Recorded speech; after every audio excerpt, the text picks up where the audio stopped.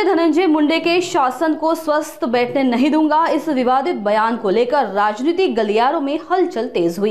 इस मुद्दे को लेकर करुणा मुंडे ने धनंजय मुंडे को आड़े हाथों लेते हुए कई गंभीर आरोप लगाए। उन्होंने यह आरोप एक वीडियो के माध्यम से साझा किए। आइए देखते हैं यह पूरा वीडियो। धनंजय मुंडे, एक लहान मुलगीची चितावर तू आपली राजकीय पोळ्या भाजणं बंद कर।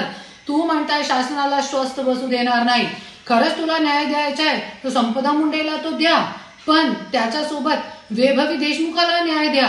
कृष्णा आंधळेला कुठे लपवून ठेवलेला आहे गेले 1 वर्षापासून?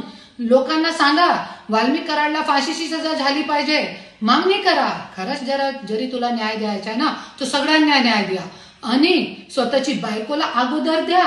परलीमध्ये जे 8 पोलीस अधिकाऱ्यांनी माझ्या गाडीमध्ये रिव्हॉल्वर ठेवली होती त्यांच्यावरती कारवाई करा।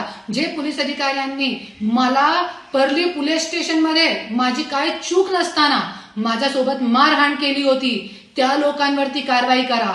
जरी नाही करू शकते तुम्ही, तो आपली राजकीय पोळ्या, एक मेलेली मुलगीची चितावर राजकीय पोळ्या भाजून आहे। हे माझी चेतावणी आहे तुला आणि माझी विनंती पण, हे महाराष्ट्राची जनता, बीडची जनता हे खपवून घेणार नाही।